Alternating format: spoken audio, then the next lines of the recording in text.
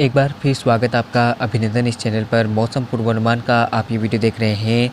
चक्रवाती तूफान का लेटेस्ट अपडेट यह है कि भारत के दोनों समुद्री क्षेत्रों पर आगामी समय में काफ़ी ज़्यादा हलचल रहेगी। इसके अलावा दोनों ही समुद्री क्षेत्रों पर सिस्टमों के उभरने की जो संभावना है वो नज़र आ रही है। चूँकि अरब सागर पर चक्रवात के बनने को लेकर जो संभावना है वो पूरी तरह से स्पष्ट है और अरब सागर में साल 2023 का तीसरा चक्रवाती तूफान बनेगा। यानी कि साल 2023 का तीसरा चक्रवात, पहला चक्रवात मोखा जिसने पूर्वोत्तर भारत सहित बांग्लादेश को प्रभावित किया। इसके अलावा दूसरा चक्रवात बिपरजॉय जो अरब सागर में उठा और उसने गुजरात समेत पाकिस्तान और राजस्थान के कई भागों को प्रभावित किया। इसके बाद अब तीसरा चक्रवाती तूफान तेज जो है वो अरब सागर में बनने वाला है। ऐसे संकेत जो है पूर्ण रूप से अब स्पष्ट होते हुए हमें नज़र आ रहे हैं। तो अब चलिए जानते हैं किस तरह का सिस्टमों का प्रभाव रहेगा। लगभग आप स्क्रीन पे देख सकते हैं ये तस्वीरें जो है वो 21 अक्टूबर की है।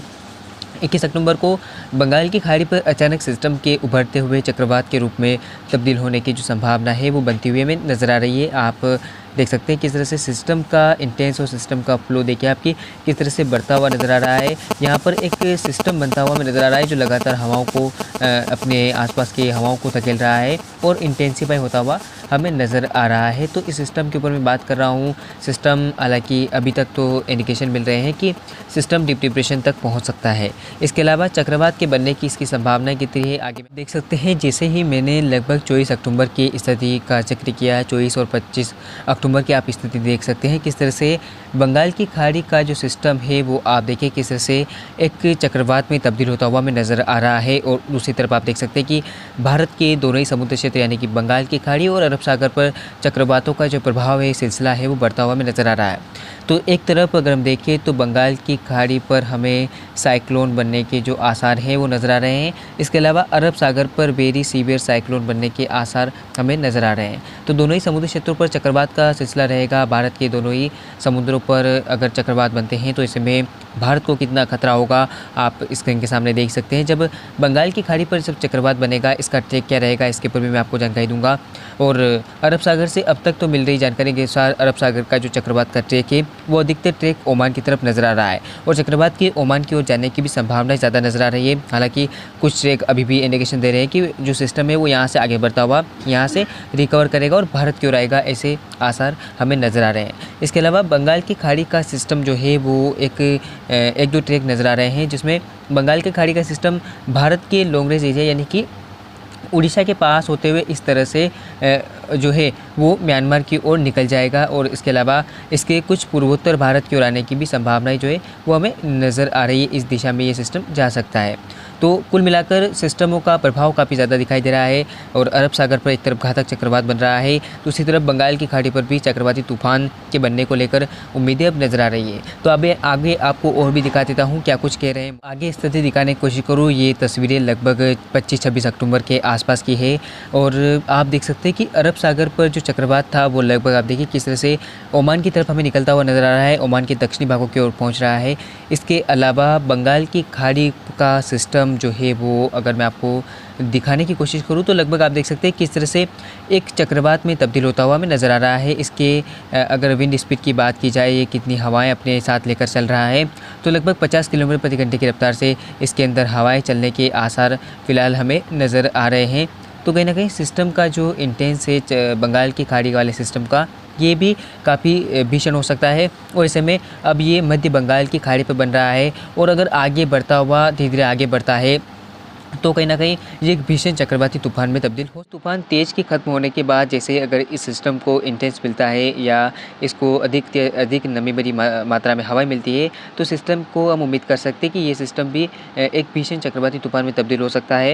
हालांकि इसको अभी भीषण चक्रवात के तौर पर अभी नहीं देखा जा सकता, हालांकि ये एक पूर्वानुमान है और अभी मॉडल में और भी बदलाव आने की संभावनाएँ जो है हमें नज़र आ सकती है। तो इससे में इस वीडियो को पूर्वानुमान के तौर पर देखें और आपको बता दूँ कि चक्रवाती तूफानों का जो सिलसिला है वो लगातार जारी है और ऐसे में भारत के दोनों समुद्र पर तूफान बनने के आसार जो है वो काफ़ी ज़्यादा है। तो ऐसे में अरब सागर पर तूफान बनेगा ये तो सुनिश्चित हो चुका है। अब बंगाल की खाड़ी पर चक्रवात बनता है या नहीं, अभी इसके ऊपर अनिश्चितता बनी हुई है। जैसे ही अगर कोई अपडेट आता है और नया लेटेस्ट अगर कोई ट्रैक निकल कर आता है तो मैं आपको तुरंत अपडेट दूंगा। और चलिए आगे देख लेते हैं आगे क्या कुछ मॉडल इंडिकेशन दे रहे हैं सिस्टम के ऊपर कि बंगाल की खाड़ी पर भी अचानक भीषण चक्रवाती तूफान के बनने को लेकर जो संभावना है वो नज़र आ रही है। और लगातार मॉडल भी इंडिकेशन ऐसा ही दे रहे हैं। चूँकि आप देख सकते हैं अरब सागर पर जो सिस्टम बन रहा है ये सिस्टम तो ओमान की ओर निकलता हुआ हमें नज़र आ रहा है, लेकिन इसमें भी उलटफेर की जो संभावना है वो ज़्यादा है। और बंगाल की खाड़ी पर आप देख सकते हैं ये सिस्टम लगभग चक्रवात की क्षमता को लेकर आगे बढ़ेगा। और 22 अक्टूबर की आप स्थिति देख रहे हैं, 22 अक्टूबर को ये सिस्टम जो है वो प्रभावशाली होता हुआ नज़र आ रहा है। क्योंकि अरब सागर पर जो सिस्टम बना हुआ है ये लगातार ओमान की ओर बढ़ेगा, यानी कि इस दिशा में ओमान की ओर आने की इसकी संभावना है जो लगातार ज़्यादा नज़र आ रही है।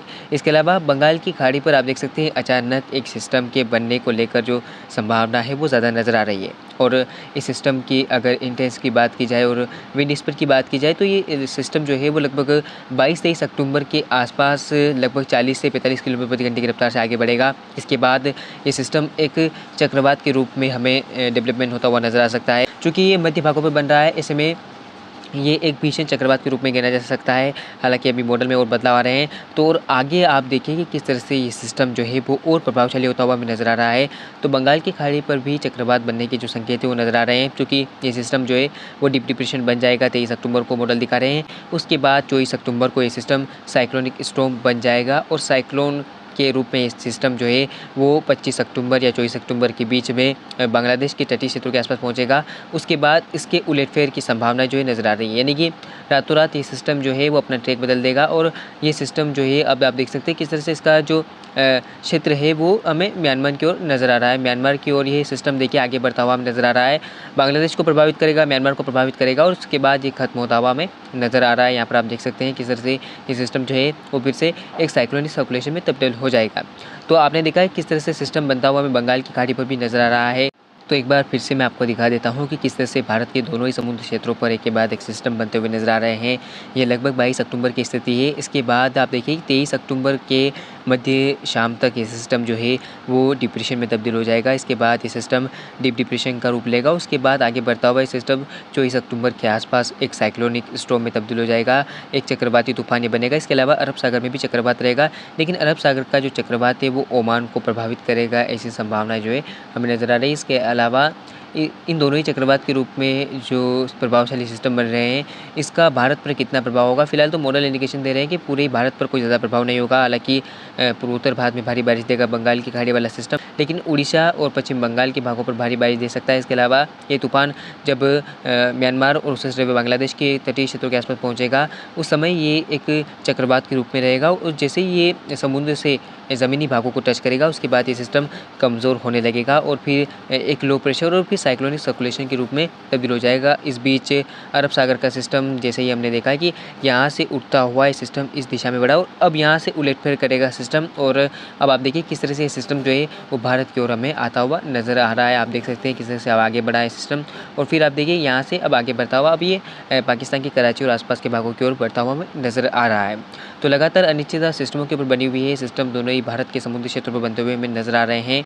हालांकि दोनों ही समुद्री क्षेत्रों में बनने वाले चक्रवाती तूफानों के ट्रैक की बात की जाए तो किसी का भी ट्रैक भारत की ओर नहीं दिखाया जा रहा है। ऐसे में भारत के ऊपर आने की जो संभावना है बंगाल की खाड़ी वाले सिस्टम की हमें फ़िलहाल नज़र नहीं आ रही है। तो ऐसे में लगातार मैं आपको अपडेट करूँगा किस तरह का सीन हो सकता है, क्या चक्रवाती तूफान भारत को फिर से प्रभावित करेंगे और क्या चक्रवाती तूफान के ट्रैक में अगर कोई बदलाव आता है तो भी मैं आपको अपडेट करूँगा। और वीडियो को अभी तक आपने लाइक नहीं किया, चैनल को सब्सक्राइब नहीं किया तो कर लीजिए और बेल आइकन को ऑन कर दे ताकि आपको लेटेस्ट मौसम से जुड़े अपडेट, साइक्लोन से जुड़े अपडेट मिलते रहें ऑटोमेटिकली आपके मोबाइल की स्क्रीन पर। फिलहाल इस वीडियो में इतना ही, मिलते हैं अगले वीडियो में। धन्यवाद।